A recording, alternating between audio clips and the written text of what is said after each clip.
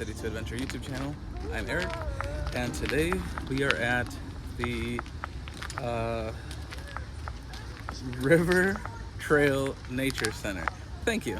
This is our first time here, and this video is going to be showing you why you should come visit the River Trail Nature Center if you are near the Chicagoland area.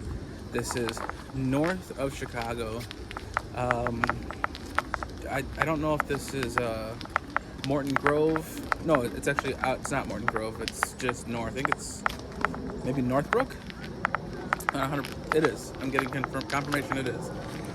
So you may or may not have seen some clips already, but this place is amazing. They do an amazing job at having the animals out in these exhibits where they're visible, they're kept really well clean. We actually just got to watch one of the keepers, I guess they're called, I don't really know, but they were maintaining the owl's habitat, which was really cool to see, and you could tell that the animals are comfortable with the employees here. Are you collecting your rocks down there? Okay, you keep it up. So as we're driving in, very, very nice, not overly done with trails, pavings or anything like that. This looks like they very much tried to keep nature.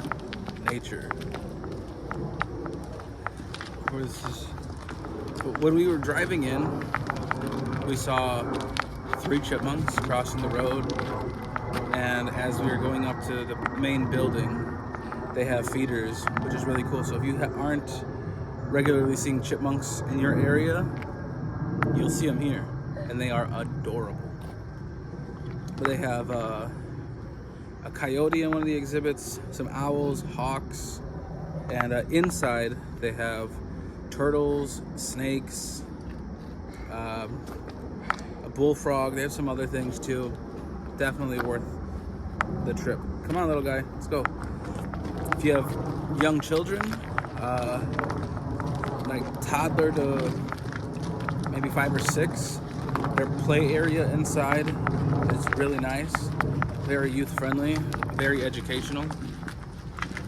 Would definitely say rainy day, cold day, or maybe if it's just far too hot and you want to stay inside, this place has got you covered.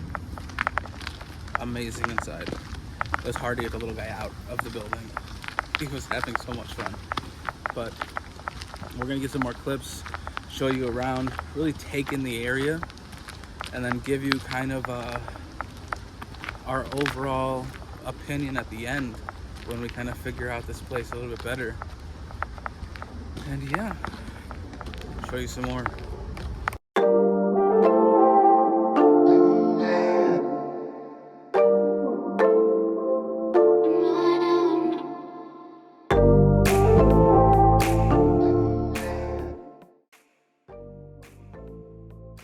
So here behind me, we have our first marker that we found. And what's cool is they give you maps at the house, or you could take maps from the house, the field house, and you do a self-guided tour. Now this is the first one we've seen. Markers are A through H, and we're at F. It's the river floodplain. So the description for this area, which is behind us here, and it is, when out on the trail, you may notice that the ground slopes down towards the river, and that the ground below is wet or filled with water. When the river floods, the lower ground holds excess water that overflows from the river channel. Water-loving trees like elm, ash, willow, cottonwood, and silver maple, a close cousin to the sugar maple, grow in the floodplain. The trees and water provide an abundance of food that attracts many animals like muskrats, beavers, mink, ducks, raccoons, deer, and geese. Now, I think it's really cool that you are able to do your own self-guided tours here. I would love to do a guided tour at some point with somebody in a situation like this, but the fact that you could do this yourself and learn about the areas is really cool. Now, I'll try to find more markers as we go along, and give you guys more information from our self-guided tour leaflet here as we go.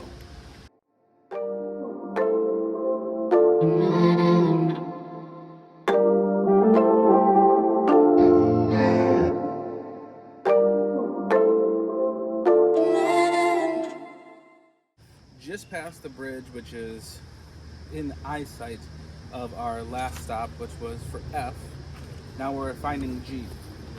So these are a little bit hidden in the leaves, so if you're going to do the trail, be very vigilant to find these. But G, this is for the beavers. Beavers can be seen around the river during early morning. They have very powerful, self-sharpening front teeth that help them chew through trees and eat bark.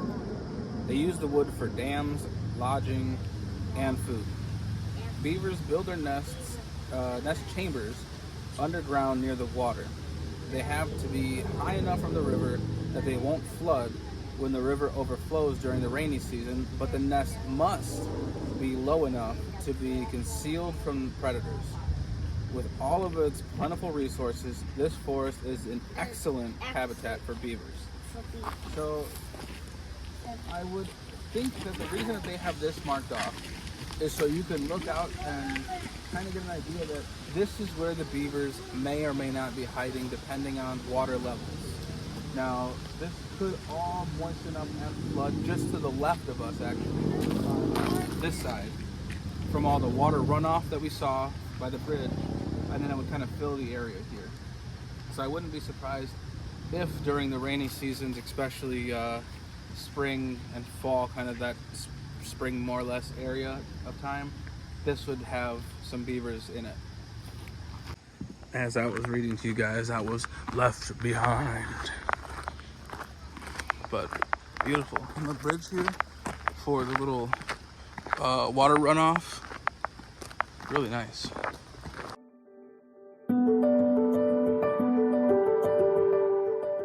So these are the markers. This is what they look like, so you can understand what it is you're looking for when you come here. So H, we're at the owls. I don't see any, but it's there are a few nests up there, but nothing that I would imagine would be for the owls. Now, many people could walk right by an owl in the forest and never know it because they blend into their surroundings. Owls are very accurate and powerful predators. They're able to fly silently and locate prey in almost total darkness. During the day, they rest up in the branches or in hollows of trees. This makes the forest an ideal home for an owl. The many trees allow them to perch on the branches to survey the forest floor from any rodents and scurrying about. Owls that live in this forest include eastern screech owls, great horned owls, and barred owls. So that gives you an idea of what we have going on here. We actually did see a couple of the hollowed out trees as we were walking. We didn't see anything inside of them, but it doesn't mean that they were not in there, these owls.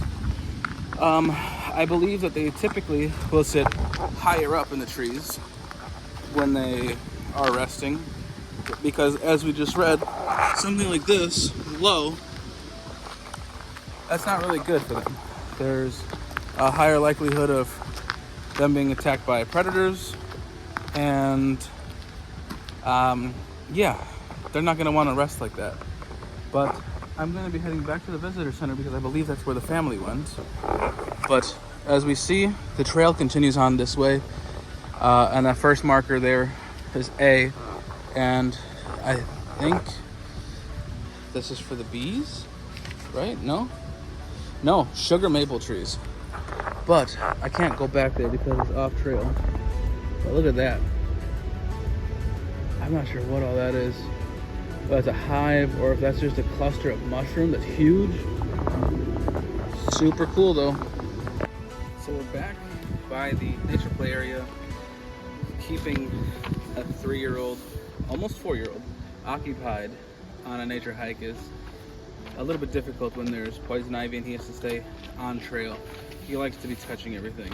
But the trail we took us on the back half of the Grove Portage. Now it was really cool to see the front here, which explains that the Portage was named as such because of the fact that this was the portage used to connect the Des Plaines River to the Chicago River. It was a 4.5 mile trip for them back in the day. And with that, it explains that the Glenview Road that we know now was that trail that they were using, which is pretty cool to find out. It also explains that a portage is what it is. A portage is a section of land that you have to travel over to get from one river to another when canoeing or kayaking.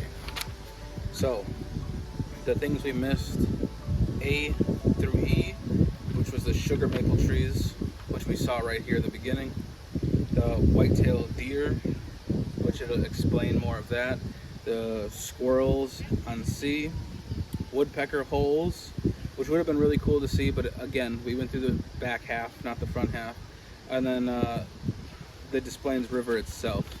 Now, I don't know that we would have actually been, yeah, it would have taken you directly to the Des Plaines River.